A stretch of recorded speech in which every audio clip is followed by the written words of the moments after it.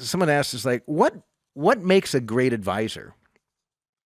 And without skipping a beat, I said, empathy. That's right. I said, you truly need to care about these people. That's right. You can't just fake it. Like, you really need to care about people. And if you don't really care about people, go do something different. Go work back office stuff or something, but don't be an advisor, because I think a great advisor really cares about people. And the value of being an advisor is not necessarily the financial planning, although it's super important. It's not always necessarily the asset allocation.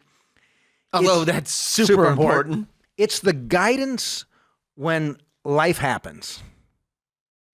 Whether it's external, the financial markets are going crazy and people want to do things with their portfolio. They're going to be death of a child, death of a spouse, late serious illness, late marriage, divorce, unemployment, financial setback, layoff, forced retirement, issues with children, issues with parents.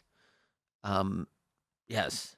And to compound things, if that's happening in the middle of a downturn in the market, it's even worse. It magnifies it. Yeah, I remember, Pat, a number of years ago, the client I worked with. Wait, Scott, before you move on. And what was the response from that? Like half of them left. 3 of the people got up and left the room. They're like, I have no emotional intelligence whatsoever. No, these were all people. Well, that's interesting, because we do hire people to be financial advisors, and not all of them end up being financial advisors. You can normally tell.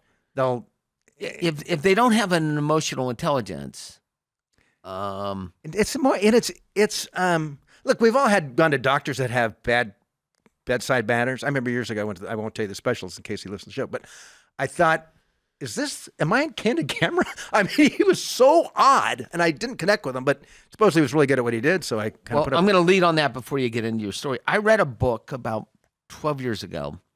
I don't know how I came across it, but it was a study of, it was a book, but it was written around this study that had to do with how patients viewed their doctor's empathy. And the more empathetic the patient viewed the doctor as, the better the outcomes of whatever it was. I would imagine that. Right? And so because belief is a huge part of your healing, right? Well, and the more you believe in the person, the more you're likely to follow the course, right? It's the same exact thing with the financial advisor, right? That's right. If someone doesn't believe you're emotionally invested, and it's hard not to be emotionally invested. Well, most of your clients, it's hard not to be emotionally invested. Some of them, if you like people. Okay, yeah. So you have to be a people kind of. You have to be the. Which is why I started out really, really good in this business and got progressively worse. As I got older, I liked people less and less. But I mean, it's like if a new client shows up and they're at point A, and you believe that the right thing is to get them to point Z. You can't just say you're an idiot for being at point A. We're moving you to point Z, because they'll say, sayonara, they're going to go work with something. It's this, you've got to build that trust, build that relationship. Maybe you get them to point L or M or N, and it takes you 4 years to get to point Z. Yes. It's that, and it's so, it's an interesting relationship. But I don't think that's how clients view it. That's not how clients view it. Well, I know that's not how clients view it. But a good advisor engages with that client and helps them to get to where they need to be, where it's really in their best interest, not just what the clients want to be. That's correct. But we were talking about different things in life. I remember years ago I had a client. She'd been a client for like 20 years. Her husband had retired a few years prior. She had a great little business, making good money. And financially, she was about ready for retirement, but she didn't want to retire. She was enjoying her job. But suddenly her husband came down with serious cancer, terminal cancer. She came in, she's got less than 12 months to live. And she was always one that's a bit nervous about the markets. Always one of the first ones to call when the market's down 5 or 10%. And so we're having this conversation, and I said, she asked about the markets. I said, why don't we just go to cash right now? She's like, what do you mean? I said, with all the stress you've got in life, your retirement, who knows what your retirement is? It's not the retirement you've been thinking in your mind and planning for the last decade. Your husband's going to be passing away. You've got enough stress in your life. Like, whether the market's up 20% or down 10% the next 12 months.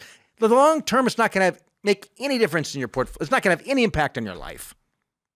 True. So we went to cash. Because they had plenty of assets. She had enough assets.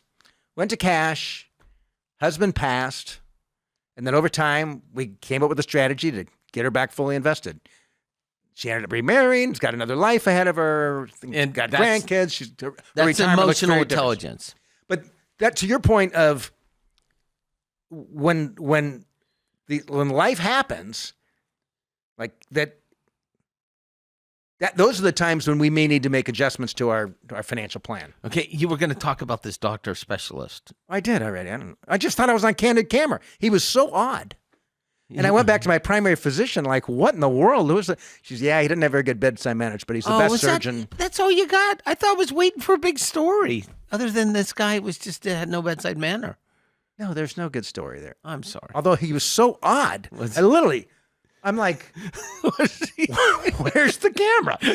No one could be this weird. How do you have any employees? He's got a little practice, a surgeon of sorts. Did he have a costume on when you went to visit him? What was he dressed like? He had the stethoscope thing he was hanging. dressed like Darth Vader. Coming into my office, Mr. Hanson. He wasn't that weird. That's funny. Anyway. All right, let's go to the calls. Yeah, no one wants to hear about these stories. Well, we don't know. I wanted to hear. Okay.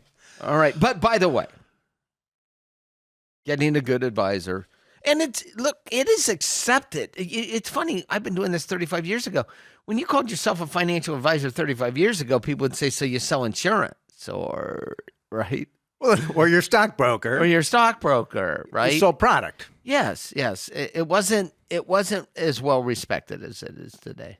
And the problem is that it's not recognized as CPAs or... Well, the CFP is much more widely recognized than it used to be. Yeah, and to the CFP's credit, Certified Financial Planning Board of Standards or whatever it is, to their credit, they've held and have increased the ethical standards, like disclosing if you're going to get a commission, that sort of thing. Of course, they can disclose on page 8, way in the bottom that nobody ever sees. Yeah, a little footnote. Yeah. Anyway.